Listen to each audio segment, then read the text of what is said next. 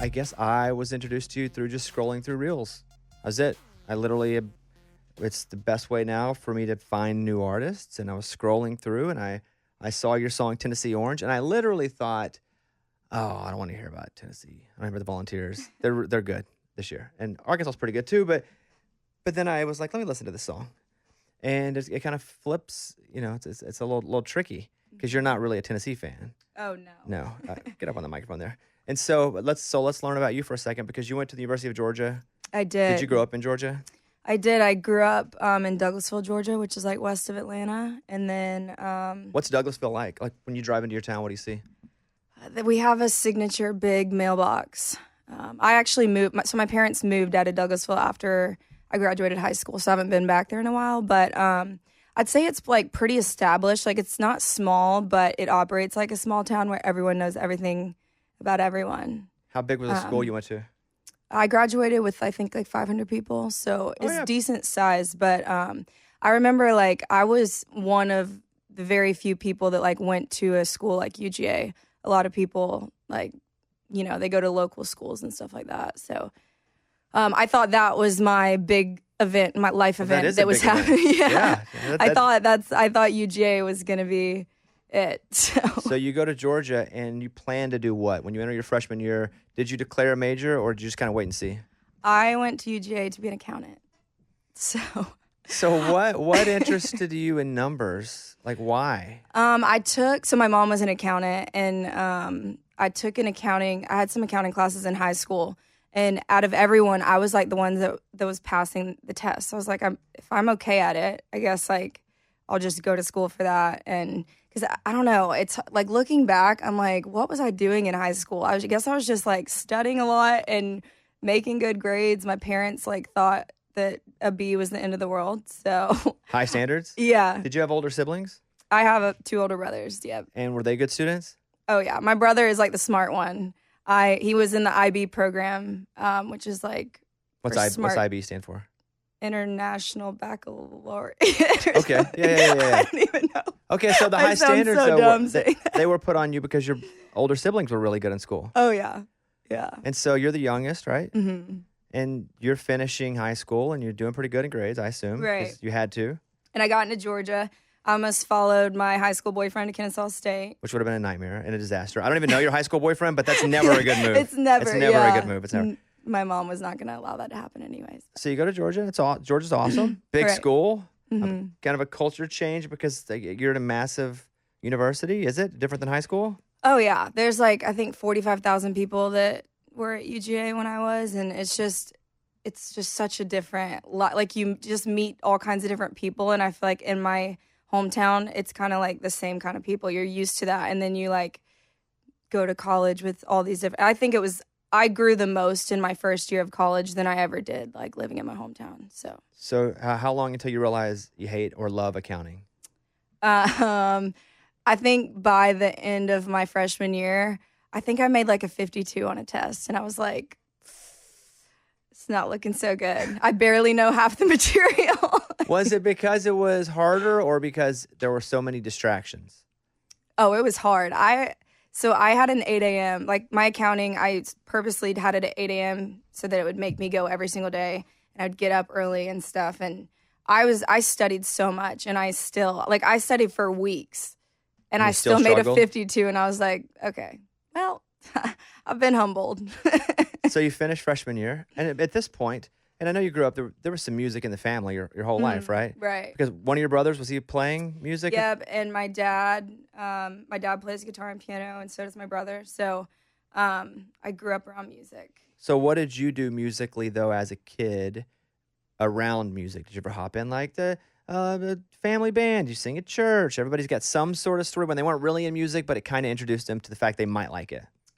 So my dad and I used to like sing in the living room all the time. Like that was every night basically. And when I got an Instagram, I started to like post us doing that. How old were you when you were posting you and your dad singing? High school. Okay. So probably like 16-ish. And then I did some talent shows. I was in chorus. I was in the acapella group. I was in musical theater. I hated the acting part. But you were very interested in music then. Yeah. Like I liked music, but I never thought of it as like a career. Like that was way out of my, reach in my mind. What did your dad do musically? Was it just a hobby? Did he ever try to make it a music? When he was younger, he was in a band that like traveled around his hometown, I think. But it's mostly just a hobby. And your brother? Same. My brother's an attorney. We've tried to get him to quit his job and come on the road with me, but not successful yet. To play? Yeah. I bet the money's not near as good, honestly. Yeah, he's like a prosecutor. So. In Georgia? South Carolina. Okay. So you have a musical background. You go to college and you're studying accounting, but are you doing anything for fun musically your freshman year? Do you go sing or even do karaoke because you have like an itch you need to scratch? So I was still posting the covers like when I would go home, and so I was in a sorority, and my sorority kind of knew me as the country singer just because I was posting country covers, whatever. But it first started with this like pageant that the sororities put on, and we needed a representative for my sorority, and no one wanted to do it because there was the talent section. You mean to compete? To compete against each other, right? Yeah. So you're the representative for your sorority against other sororities. Yeah, and I was a freshman, and they bribed me with Chick-fil-A gift cards to do it. Yeah, I would have done it too for that. Yeah, I was like, okay, fine, I'll do it, whatever. I sang Strawberry Wine with my dad. And he came over and he played did. it? Yeah. So we sang that, and I ended up winning. Like, I won this pageant, and there was, like, real pageant girls that were in, like, Miss Georgia, and, like I had to, like, walk up to a microphone, do a little spin. Like, it was terrifying for me. But I liked the talent part. But so that happened. So then I was really known as the country singer in the sorority because everyone was like, oh, she won Miss Sorority Row, and she sang Strawberry Wine, so country singer. When you performed that in this talent show, did you feel like, dang, I'm actually pretty good? They really like me. Like, what is that feeling after you perform live in front of all those people for the first time? Or was you just terrified at the whole pageant? And it was terrifying the entire time. I had anxiety the entire time because like there were outfit changes. There was like a game day section. I had to answer a question live, and it really freaked me out. But the did you feel like you nailed it though?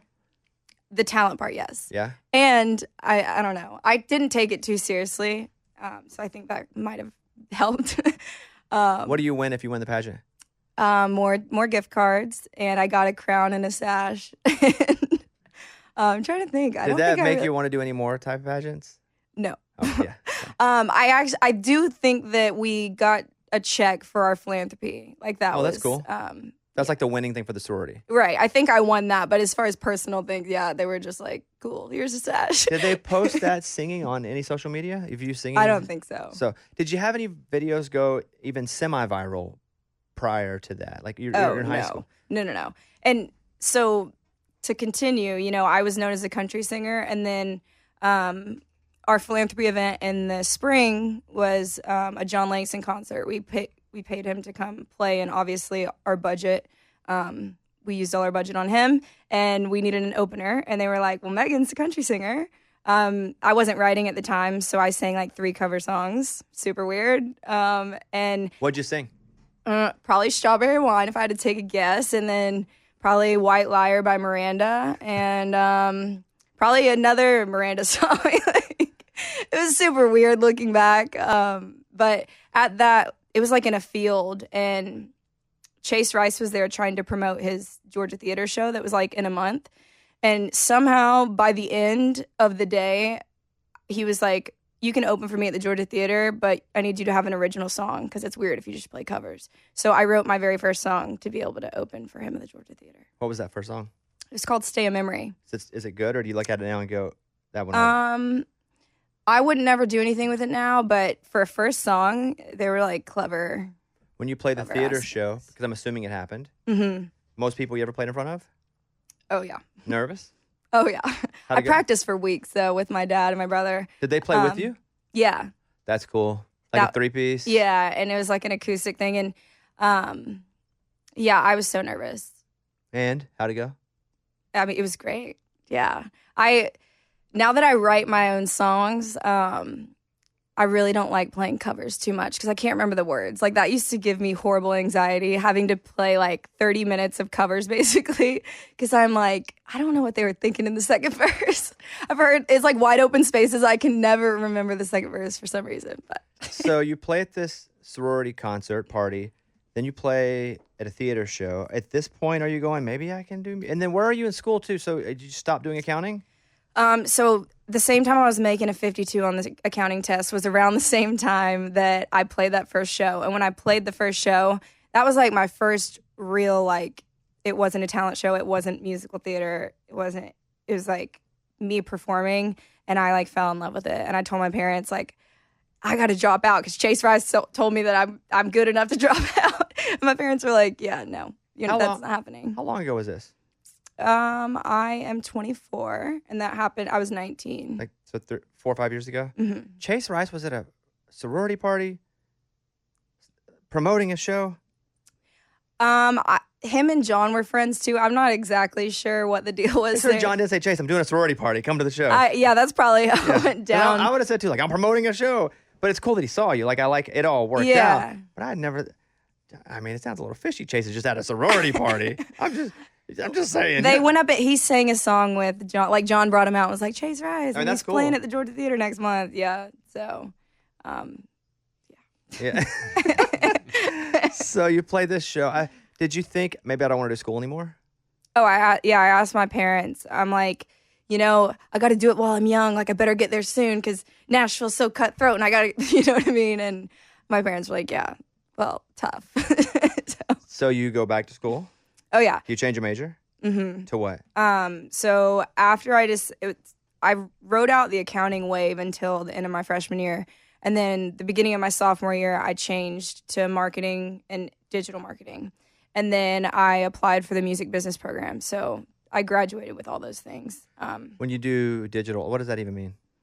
I was like, it's all just social media marketing, any sort of like email marketing. Does that help you now a little bit with? Oh, yeah. Because I would think that's a pretty cool skill to learn. Right. And in college, since I was in a sorority and all my friends were posting pictures all the time, that's kind of how I got started to grow my following. So I did the influencer thing in college. So marketing just made sense. It's always made sense. What were you influencing? Like, what was your specialty as an influencer? I was literally doing like anything Fat Fit Fun and everything. Oh, yeah, I did that. I did a lot of hair products. And I did that all, even through COVID, I was doing that to pay my bills. So I hated it though. But yeah, but we do a lot of things to pay our bills that we hate. Yeah. Especially early on. God, like I did a lot of things. So you're getting all this stuff sent to you for free? Yeah, and I was getting paid. First it started with doing stuff for free, and then I started to get free stuff and getting paid, and I was like, well, this is great. Were you still doing covers or doing, Mm-hmm. yeah. And how big did your Instagram, I'm assuming this is mostly on Instagram? Yeah. How big did your following get when you were just doing covers? You haven't moved to Nashville yet, but you're also, being able to pay your bills by being an influencer. I think I was at like 60,000 followers or something. Can you make decent money with 60,000 followers? Mm-hmm. I had an agent that would like get me deals. Wow. And yeah. And so that's what I had to do during COVID, because when I moved to Nashville, I really wanted to focus on writing songs. And so having a job that was like 9 to 5, I knew that it would drain me mentally. So I needed something with like a super flexible schedule. So I'd be freaking up at 6 a.m. recording my CBD drops, like smiling, pretending to care. You finished school, and do you move right to Nashville? Yes. So COVID happened like March. I graduated in May on Zoom, and then I moved to Nashville in June. Were you bummed it had to be a Zoom graduation? A little bit, but since like all that started in March and we were just like stuck, I was kind of ready to move on. I'm like, if I can't have a normal senior year, I just want to like close that book and move on. My wife got her master's during COVID, and she was like, dang, I don't even get a graduation. Yeah, it was weird, but I haven't actually been back to Athens since I graduated. Really? Yeah. You move up here, do you find a friend? Where do you live? How do you do this? Facebook group. I found a roommate. That was interesting. It ad actually worked out really well. Is the ad like, hey, I do music, I'm looking for somebody else that does music? Or is it just like, hey, I'm just looking for a room? Like, what do you say? I think I remember saying, like, I just graduated college and I need a roommate, want a 2-bedroom, like, no pets. You know what I mean? Like something basic like that. And it actually ended up being a girl that went to UGA too, but we just didn't know each other. And it worked out great. I've been really fortunate with roommates. They've all been, like, normal. So You must be pretty clean then. well, I'm messy, but not in a dirty way. You know what I mean? Like I'm not Yes. dirty. There's a but- difference in messy and dirty. 'Cause Right. Messy brings bugs. Right. Messy. No, dirty brings bugs. bugs. Messy is just clothes. Right. Clothes And clothes everywhere. are easy to pick and up. Yes.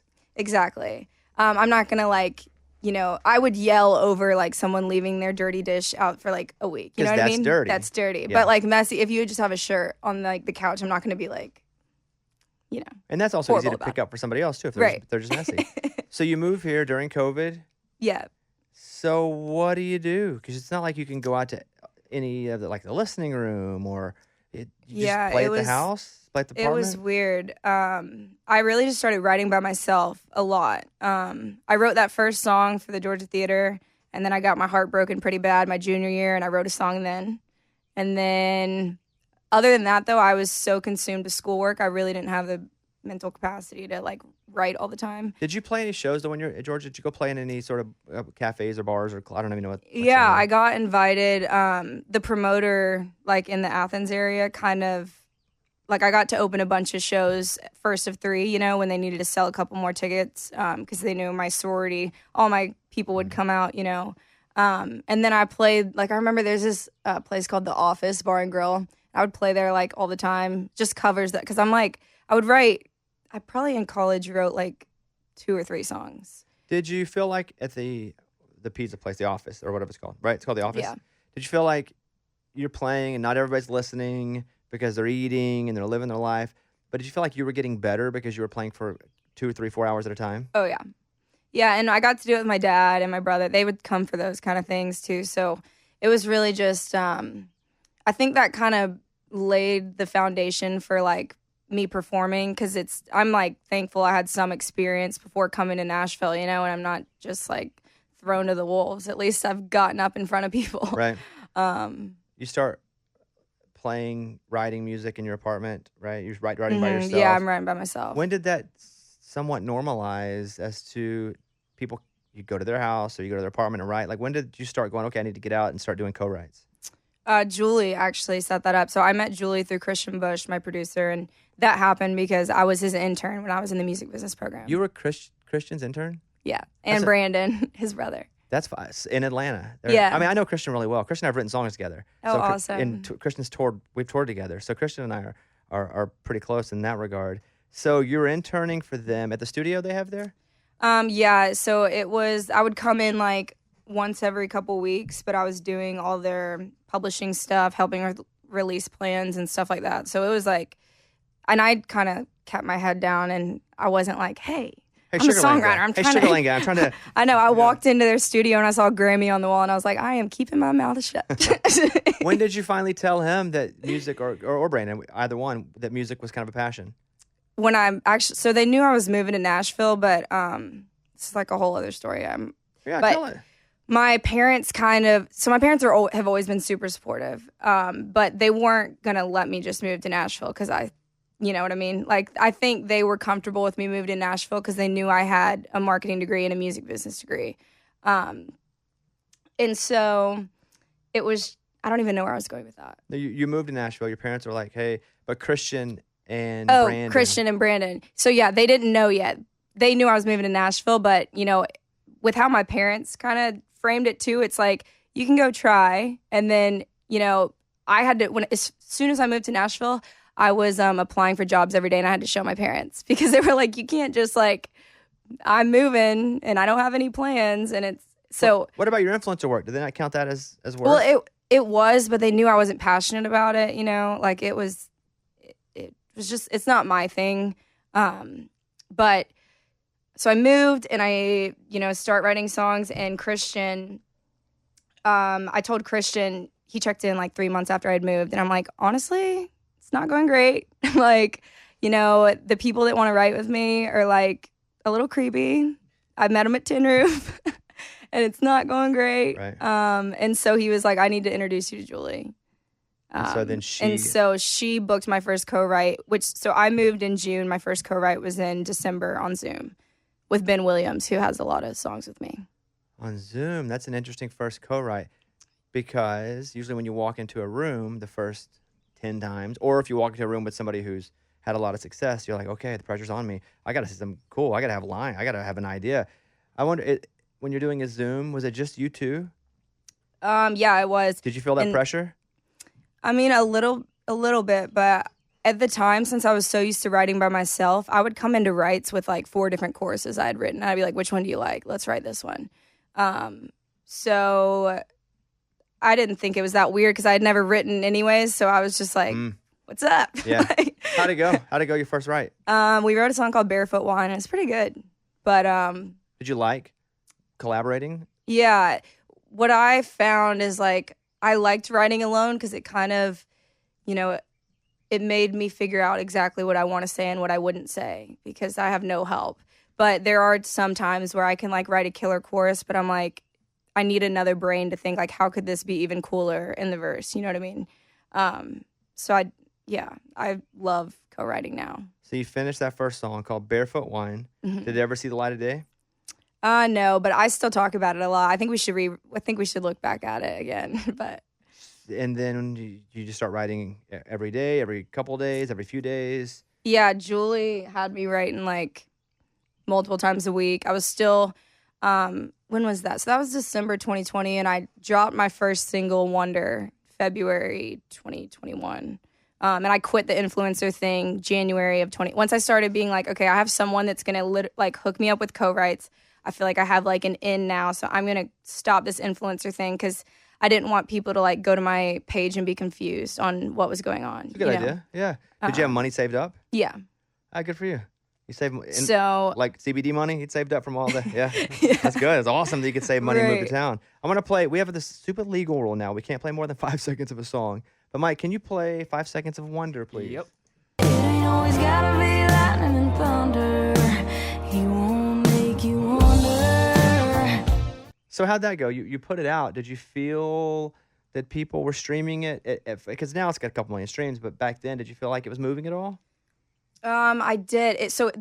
I posted a snippet of Wonder because I wanted to release this song called Haven't Met Yet, and I knew that I had to keep the TikTok content like consistent. So I just posted Wonder as like a throwaway thing, and it blew up. So I was like, well, now I can't release this other song because if I had never had like 1 million views on anything, you know what I mean? And there were several million views on that. So I got with Julie and I was like, well, how are we going to do this? I guess I'll just put it out. And the problem was too, is I was growing my TikTok and my socials, but I didn't have I didn't have a Spotify account. So people were like trying to look me up and these songs that I've written. And they're like, who even is this girl? Mm-hmm. So I thought that like I wanted to redo the vocals on that song. Like it just like wasn't exactly how I wanted it to be, but we didn't have time. So I was like, we might as well just capitalize on this opportunity. And, it's a song that I wrote by myself and I was a little bit tipsy on the beach. So can you hear you being tipsy when you listen back to it? Not singing, but like how the you thoughts. wrote it. Yeah, because we were at the beach and the song is about my best friend Natalie, and she was kind of dating this guy that was like, she just didn't know where they stood. And I was like having the drunk girl to girl talk. I was like, girl, if he liked you, you would know. He would not make you wonder. And that's how like that kind of came to be. And then I just started like, I remember being like knee deep and I just started like saying stuff. And then I like had the whole first verse and chorus and I was like, well, shit. So then I went back up to the house, got my guitar and finished it. And that's kind of, I think, surprisingly, so I don't really put that in my set anymore. And I have girls that'll come up and they're like, why didn't you play Wonder? Like Wonder got me over my ex and that kind of stuff. So I think it is special, but it definitely wasn't I guess for not having any music out, it did all right. But. So Wonder, you put it out, then what? What's the next song that you put on either TikTok that blew up or I have Hair Salon here. Yeah. Was that next or close to next? So I put out a song called Haven't Met Yet and I actually took it off DSPs. Really? Before Hair Salon came out, just because it's just one of those things where I knew I needed something to follow up, but streaming wise, it wasn't doing as well, and it's not really me, that song. I don't know how I wrote it, but it was like a super love song, and that's just like branding wise. Well, who'd you write it with? Why do you feel it like was by myself? And you don't know how you wrote it? No, I think I must have watched some like romance movie or something.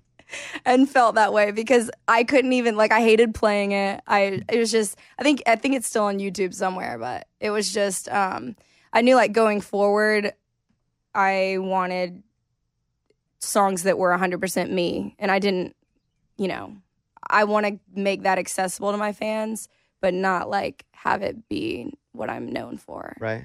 Let me play some of Hair Salon. Mike, if you heard that. And he found the one. Now I'm heartbroken in a hair salon. I'm assuming you wrote this one. Was it by yourself or with somebody else?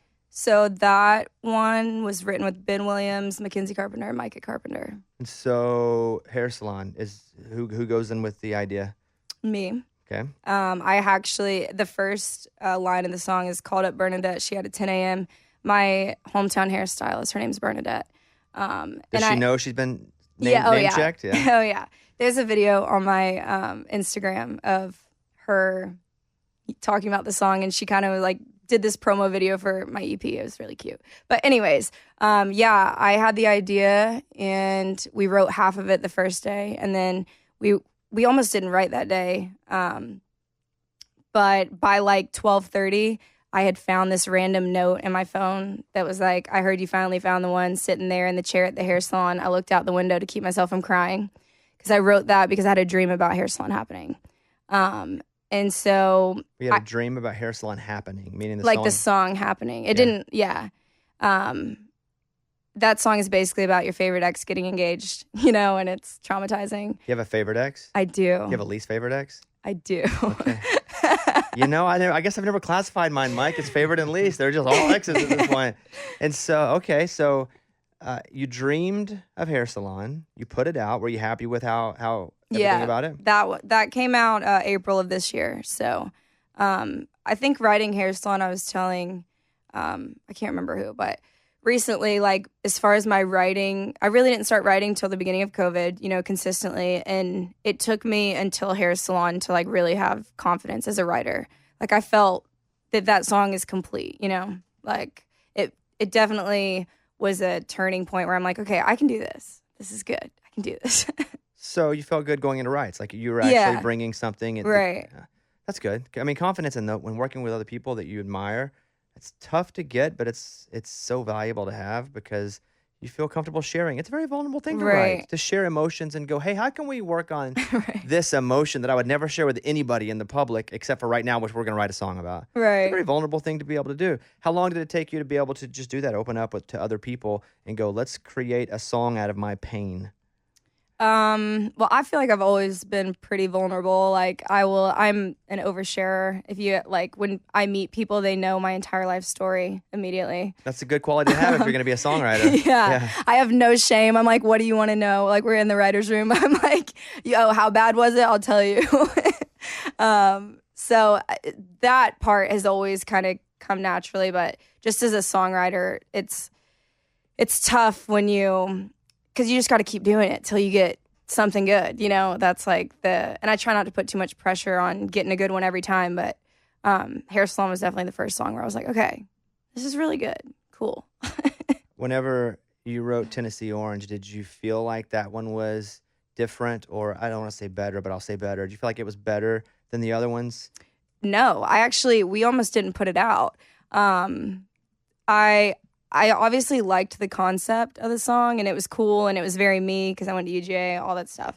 But we just weren't sure about the timing and stuff because I just put out the EP. So it was is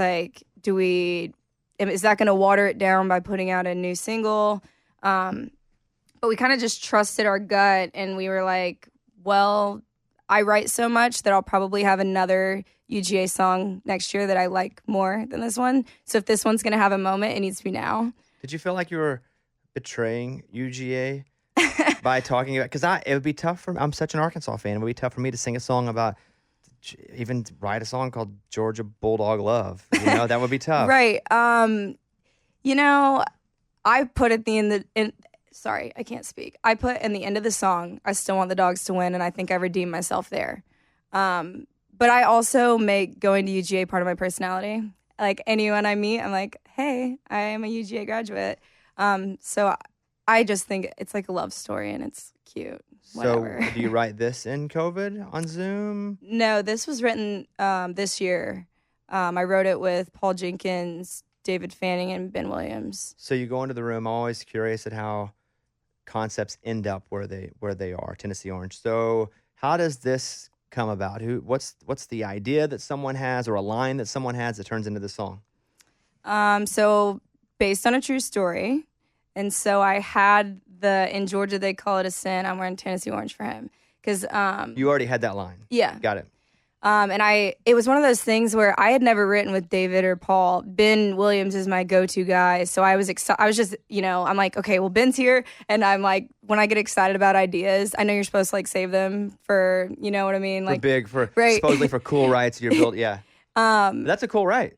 Right? Yeah. Is that, were you saving it for that? No, I thought of it the morning of. And I was so excited about the idea that I was like, this is all I want to write today. So I had like the waltz. Like, did you lead in with that? Did you lead in and go, okay, this is what I want to write? Or did you let everybody say their thing? No, I was like, guys, I'm so excited about this, cool. and we have to write it. And I'm from UGA, and I don't even know if you guys care about the SEC, but this is what I want to write. So how fast did this song kind of fall out? I think it was pretty standard. It was probably 4 like, hours? Yeah, 4 hours. And then I listened to the work tape when we got home, and I basically like rewrote the verses. You went back in and changed stuff. Yeah, because I was like, it was in the Tennessee Orange mood that day. I was like, so like I probably worked on it for 2 hours by myself after that. I was just like, I'm obsessed with this idea. But there were certain things, like I think I know you raised me to know right from wrong part was in like the second verse, but in my head, I'm like, I want to confuse people and like have it be so dramatic, like no one knows what I'm about to say, or what I'm talking about. So yeah, we did that, and then I sent it back to the writers, and I was like, "Hey, change this. Hope you guys like it." And everybody was cool. They were all good. Yeah. So, is this a level of passion about creating a song that you hadn't had yet? Because you said you went back home 2 more hours after writing it for 4, and those 4-hour sessions can be exhausting. Right. It's like, okay, what rhymes with shirt? All right, and you're on Rhyme Zone, and you're like, all right, what if and you've done that for 4 hours, and it's mentally and emotionally draining a bit. Did that happen often when you'd write a song for 4 hours and go back and immediately want to get back on it? If it was an idea that I just loved, then yeah. It's like with Hair Salon, we took like 4 or 5 different sessions writing that. And I ended up, like the ending part, there are things that I like changed on my own, like I'm kind of obsessive with the songwriting thing. Like I want it to be perfect, and I don't want to just, what I do in writes too is if it's not going anywhere or it's not going in the right direction, then I stop it so we don't ruin it. Because if the idea is really good, I don't want to just be tired and on Rhyme Zone and throw in some crap lyric just because we're all tired. Like, we're all tired. It's a great song, so let's come back to it. No worries. That's pretty good leadership for somebody who hasn't been doing this for 20 years. And it's just you knowing what you want. And that's, sometimes, with young artists especially, that's hard for them to speak up because they're like, I'm the young artist. They know more than me. But the fact that you can do that, because these are your babies. I just don't want to waste anyone's time, because a song like Tennessee Orange too is so specific to me. It's not like we can go pitch that to all of Nashville. So because it's like such a me song, I just wanted to make sure that it was right. And eventually it was. But even I thought about, I guess because I'd worked on it for so long, I sent it to everybody, and I'm like, I just don't know if the chorus melody is right. Like, if it needs to change or go somewhere else. And they're like, we don't know what you're talking about. This is great. So it was streamed, I looked, 1 million times in 5 days, which is very impressive for an independent artist. And does that feel different? No, not really. I'm still... It's just a number. But as it's happening, though, it's just a number? Or are you like, dang, this song's really crushing it right now? Like, are you, like, different than Hair Salon, different than... Right. It's definitely cool. But nothing crazy. Nothing like, all right, I'm about to be famous. Nothing like that. Oh, no. It's been really cool to see that many people, relate to it. It's really popped off on TikTok. There's like a trend where it's like for couples, and they kind of make it their own, which I think is cool. Does everybody ask you who the Tennessee person is? Oh, yeah. What's your standard answer? Cannot confirm or deny. But you didn't say, I didn't even ask who it was. That's not the answer to that question. Exactly. But whoever the question is about. But I didn't ask about somebody. I cannot say yes or no. But I didn't ask a yes or no question. I'm not saying is it anybody specifically. I'm saying people are asking who it is. If they say who is it, what do you say? You're not saying? Yeah. Will you ever say? No, Ever? no, Did you make a person up? no. Okay, that's odd. I mean, I don't care who it is. You're gonna write songs about so many people probably Oh, yeah. over the next 10 years that this is something that you'll always probably have to deal with. I think I mean, why would I say too? It ruins the speculation. And it also, if you put a face or a name with something that people can relate their own stories to, it may take away from them being able to relate their own story if they're Right. seeing somebody else there. Right. Right? I don't even know if that makes sense, but a lot of times when I find out who songs are written about, I can only think about that. Right. I can't even insert my story into it because songs are written a lot of times. I'll take a message from it you didn't mean to put in it. Right. Right, And you've done that too to exactly. songs and heard songs and you're like, oh, I feel this way about it. But if I knew who it was, say it was some guy named Benji, I would be like, I can only think about Benji. Yeah.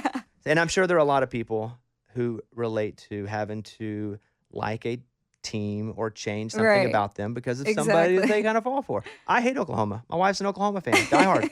And it's hard for me to root for Oklahoma, but you know what? I do. Yeah, right, exactly. So my mom is like a diehard Georgia fan, and I sent her the song, and she was so mad at me. She was like, that gaudy orange, like, That's why I asked. Was it hard to sing? And I mean, even in the Yeah. video, there's a lot of orange at the one I saw on yeah. Instagram. We'll see. I have a show coming up in Athens, so I'm a little nervous to play it, but hopefully, They boo her. Right. She's like the most loyal get- fan ever, and they boo her off the I stage. get booed off stage. I'm like, you guys have to wait till the end. I still want the dogs to win. The timing is pretty perfect though with college football happening Oh yeah. and both schools being really good. Like Right. was that on purpose? We knew that we had to put it out football season if we were going to do it. That's why it was kind of rushed. Like I did vocals, mixed, and master the same day to Who get it uploaded on time. So, are some of the people that reached out and said, "Dang, that's a good song"? That you're like, "Dang, you actually heard that? That's pretty cool." Dan from Dan and Shay, hmm and I'm trying to think. There's been a lot of people super supportive, so it's been cool. Actually, this is random, but Nick Saban's daughter posted it and said, "This is the closest thing I'll get to liking Tennessee." So it's like, That's pretty yeah. cool. yeah, Yeah. pretty cool. I mean, Nick Saban's daughter. That's as close. Yeah. That's one step away from freaking Nick Saban, who I hate Alabama, but you got to respect Nick Saban. Right. In your family, it's a pretty passionate football Yeah. group, fan group. When we lost the national championship when I was a sophomore, my mom didn't speak to anyone for like 2 days. What about when you won it though? Oh, best day ever. Right? Yeah. Did you go to the game? I went to the national championship that we lost. I didn't make it to the. Dang, you went to one, you lost. Yeah, that was tough. Oof, It was tough. that'd have been real hard. hmm I mean, we lost to Texas A&M this week, and I wanted to just jump off the. I was in Vegas, like 20 stories. I just wanted to jump off It's a and end quick mood ruiner. it. Sucked. Will you wear Tennessee orange when you perform ever? Let's say they say, hey, you have to. Will you wear volunteer orange as part of some sort of performance? Let's say game day. Well, I'm going to the UGA UT game this year, but I will be in Georgia Red. I think if I was in Knoxville and I had enough margaritas in me, I could be convinced to wear something orange. Mhm. Have you heard it on the radio yet? No, I have not. That'd be pretty cool. It would be Either pretty radio or cool. satellite radio or whatever. Yeah, Yeah. I know that the highway plays it, but I haven't. I still drive a 2010 Mustang, so it's hard for me to doesn't have listen to the highway. I program a national show that's the Women of iHeart Country show, and so we're gonna play that this weekend, right, Mike? Yep. We're gonna play it then. I'll tell you what. When's this coming out? This Friday. version. Okay, this is coming out Friday Mhm. or Thursday. Thursday, yeah, I know. Thursday. What time do you wake up in the morning? When the sun comes up, 7 a.m. Really? That'll change. Oh man, that'll change quick. You a morning person? Yeah. Why don't we play it on the show tomorrow Okay. morning? And if we'll just tell you when, and you listen, and you can hear it for the first time. That On would the- be amazing. Yeah, that'd be cool. I'm probably gonna cry. So. I mean, it won't be with me. I don't care. Cry away. I won't feel awkward. I have no idea if you're crying or not. So have at it. So why don't we do it, Mike? Let's do it in like the 8B segment, Okay. which will be like 8:10 to 8:20. Cool. So if you wake up tomorrow, 8:10 to 8:20, you got to confirm to me you're going to be awake. Like you're not going to Tin Roof tonight. You're going to be out Oh, till 4 no. a.m. If you are, Wait, that's fine. where will I be? I actually have bus call tonight. Where will you be? Indiana, maybe you're still on the way. Is there radio? How do you listen to the radio? Well, couple On a ways. bus? A couple ways. So we're a national show. So we're on stations all over the country, but you could always just listen on the app. Okay. That's live cool. too. Before you leave, we will tell you. Amazing. Right, Mike? 'Cause she could hear it on the app Yeah. or something. Definitely. Or we can wait till you get back. It's up to you. I'll figure it out. Okay. I'm down to figure out whatever. I'll tell you what. Let's record right now, Mike, and we'll just leave this in the podcast too. A small segment that we'll play tomorrow on the show as well, Okay. leading into the song, and then we'll have the whole thing. You'll be on the show tomorrow, and we'll play a little clip here that we're about to record, and then we'll play the song. It'll be awesome. That's so cool. Okay, so Thank you. we'll time this Got starting here, and then I'm gonna ask you probably a question I just asked you, but we're gonna Okay. simplify because on the radio show we have we're on for 5 hours, but I can't go on for an hour without breaking for commercial. So things are a Right. little more tight. So I'm gonna ask you again some very simple questions. Be concise, pretty simple, easy, and then we'll cut it up and play it tomorrow right before the song. Okay, good. Cool. Okay, cool. Here we go. Let's. I'm nervous now. Well, there's no need to be nervous. We're doing the same thing. Same thing. And we can edit it. And we can edit it. So we're here with, okay, here we go. We're here with Megan Moroney, Megan, how long have you lived in Nashville? 2 years. And so in that 2 years, you have written a lot on Zoom. You've written a lot with folks. You've written a lot of songs that have gone viral and, had millions of streams as well. But now you have this monster called Tennessee Orange. But the weird part about it is you're not a Tennessee fan, are you? No. You absolutely are. not. You're an absolute diehard, Georgia fan. yeah, Georgia Bulldog fan. And when you wrote this song, your mom told you she was not happy. Oh yeah. I got the wrath. Has the University of Tennessee sent you any stuff yet? They have not. No one's reached out to give you any No. Tennessee stuff. No, and I'm scared to reach out to Georgia. Okay. Yeah, I would be too. I'd be a little nervous about that too. You grew up in Georgia. What was the name of your town? Douglasville. And then what's the Douglasville mascot? Um. Yeah, like your high school. Oh, a cougar. You thought they'd went with alliteration, like Douglasville Demons. Well, or, we were the Alexander Cougars. So it was Alex. Yeah. Alexander. What's an Big A fan. alliteration? Alexander. Yeah, alpacas. Yeah, Alligators. Alligators. Anteater. Yeah, so you're a cougar, but then you're a bulldog when you go to the University of Georgia and you study accounting because you wanted to be possibly what? An accountant. Just straight up accountant. Taxes. Oof. You've come a long way from tax Yeah. caretaker to musician. You come to Nashville and you're in Nashville for how long until you write this song? Tennessee Orange. Yeah. I guess that was a year and a half. So you're here for a year and a half. You write the song. Do you know it's an instant hit? No. Because I don't know. I spent a lot of time. I spent like 6 hours writing it, so wasn't sure. it gets millions of streams in the first week that it's out, and you're feeling the love from a lot of people. Dan from Dan and Shay reached out. Oh yeah. I saw it on Reels on Instagram the first time that I think I wrote something like the song's awesome or something like that. And so here we are. We're going to play it today. How would you describe this song, Tennessee Orange? Because it's not exactly you being a Tennessee fan. It's you being a fan of somebody who's a Tennessee fan. Right. Yeah, so describe the song in like 15, 20 seconds, exactly what you were thinking and what you wanted to get out there. I remember describing this as the closest thing I could write to a love song.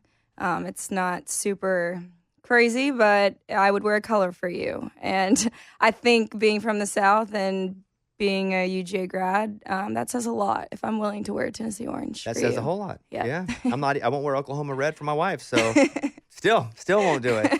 Okay, here is Tennessee Orange. Now, do you say who you wrote it about? No. Okay, no, she does not. She neither confirms nor denies that she even wrote the song. That's what I should Right. say. Like, I don't even know who wrote it. Right. Megan Moroney, here is Tennessee Orange. The first time we've played it here on the Bobby Bone Show. See, look, that's it. That's so cool. And you got to have a little more energy when you, like we did. Right. Because it was like, this is how I normally talk. I'm like, but then when it's like, all right, here we go. We got to talk. That's so cool. So we'll put that on tomorrow. And by the time people hear this, I guess that'll be yesterday. Yep. Right, Mike? So we'll figure out a way for you to listen to it, and it'll be super cool. I don't know what else to say except it'll be super cool. Cool. And it'll probably turn you into a superstar immediately. Anytime I play a song, people become instant millionaires. Haven't you heard? I have not heard that. That's kind of word going around. But incredible. It is incredible. Your EP, Pistol Made of Roses. Why the name? So that's a lyric in I Love Me, the first track. And I just feel like it kind of encompasses the whole record. There's like sad songs, but there's also songs that are like don't mess with me. And I feel like that's kind of who I am. I think on your bio on one of your accounts, it was like emo cowgirl. What is it? Professional emo cowgirl. What does that mean, and why those words? Because I am professionally emotional in the country genre. How would your friends describe you if I were just to see one of them out and I was like, hey, you know who I met? I was hanging out and talking to Megan. What is she like as a person?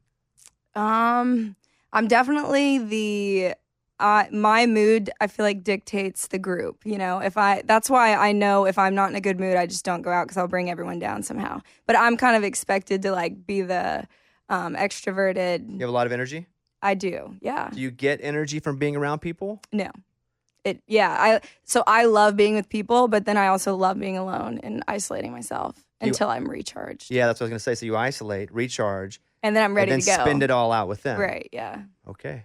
All right. Well, I think we've said it all. Mike, what do you think? I think that's good. Anything I've missed? I think we got it all. So tell your brother and your dad they should be part of the family, the new family band, the Megan Moroney band, the Megan Moroney experience. That's probably what it is, right? And then they move to town. What's your dad do?